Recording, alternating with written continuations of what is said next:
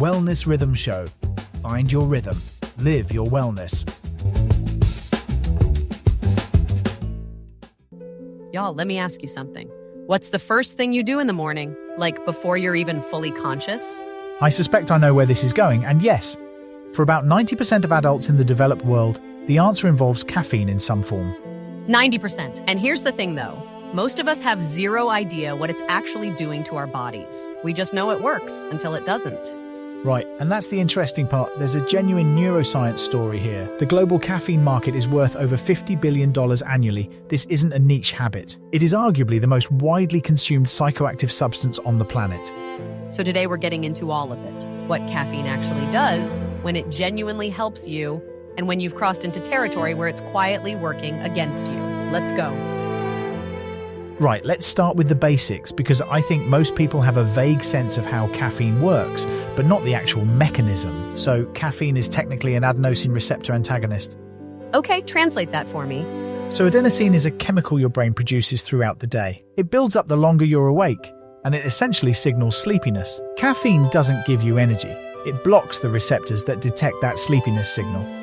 So it's not actually powering you up, it's just hiding the tired from you. Exactly. The fatigue is still accumulating. You just can't feel it for a while, and that distinction matters a great deal. That is genuinely fascinating to me because I've always described caffeine as my fuel, but it's more like a smoke detector with the battery pulled out. That is actually a reasonably good analogy. Okay, so before we go further, if you're enjoying this episode, please do us a favor and hit like and subscribe. It genuinely helps us reach more people who could use a good informed friend in their earbuds. Brilliant point. Right, so let's dig into what the research actually shows about benefits. Because caffeine does have a legitimate evidence base. We're not just defending a habit here. Good, because I need this to be okay. I need it. So, a 2020 meta-analysis published in the European Journal of Nutrition reviewed over 200 studies and found consistent associations between moderate caffeine consumption and improved cognitive performance, specifically attention, reaction time, and executive function. So it actually does the thing we think it does, in those categories. In those categories, yes. There's also solid research from Johns Hopkins on caffeine and memory consolidation. A 2014 study by Michael Yasser's team found that 200 milligrams taken after learning a task improved 24-hour retention compared to a placebo. Wait, after learning, not before? After, which is counterintuitive, but the hypothesis is it enhances the consolidation phase. Fascinating stuff. Here's the thing, though.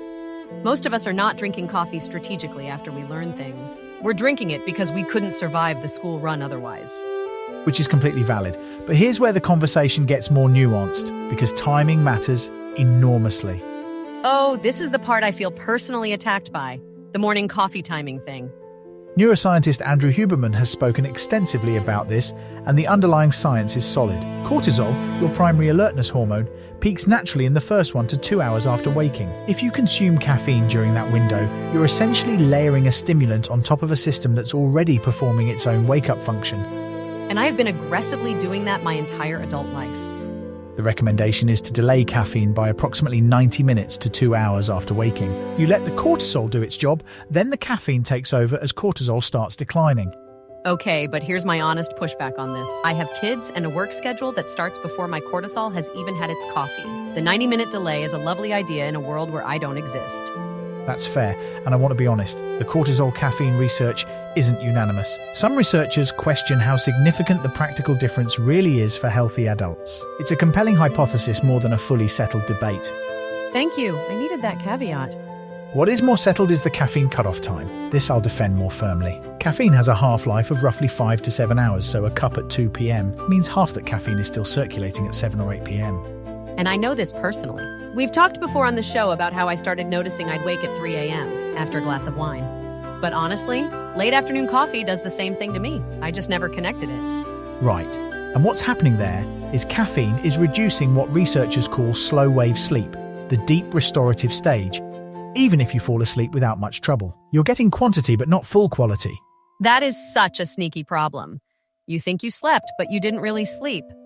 The consensus from sleep researchers, Matthew Walker covers this thoroughly in Why We Sleep, is a general guideline of no caffeine after early afternoon. 1 p.m. is conservative but well supported. Okay, so let's talk about the other end. Too much caffeine, because I think a lot of people in our audience are riding a cycle they don't even recognize. This is the tolerance question.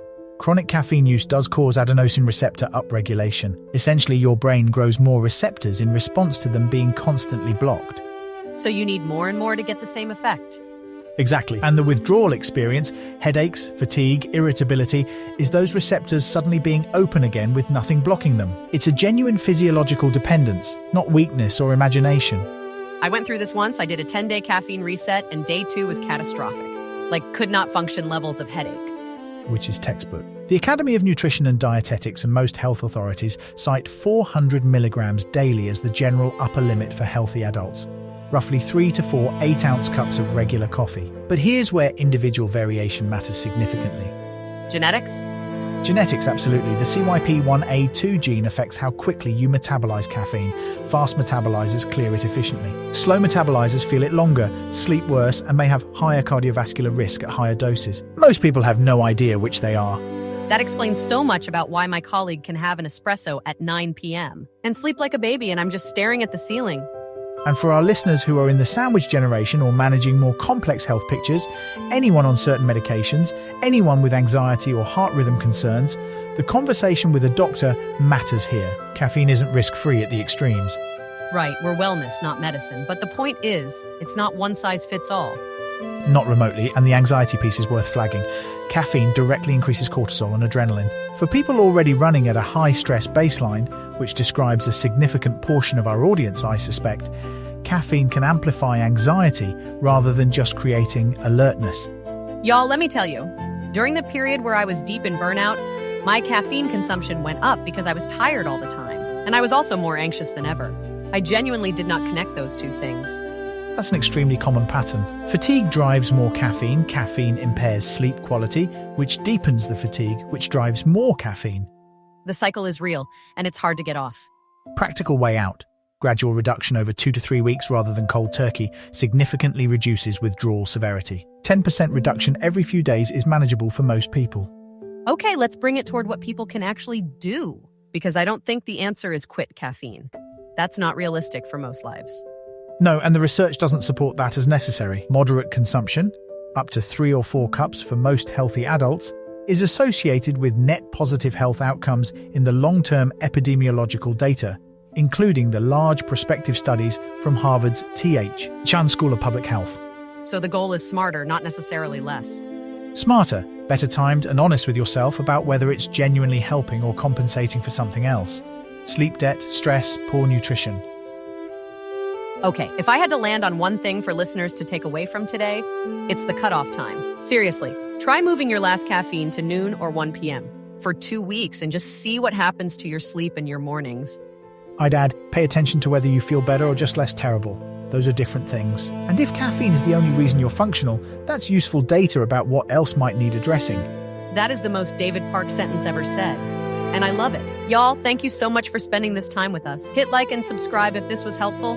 It genuinely matters to us. It does, and we'll be back next week. In the meantime, perhaps experiment with drinking your coffee at a slightly more civilized hour. Just a thought. Ha! Until next time, take care of yourselves. Realistically, not perfectly. This show is part of the VoxCrea.ai system. If you want a show like this for your organization without building it yourself, go to voxcrea.ai and request a sample episode.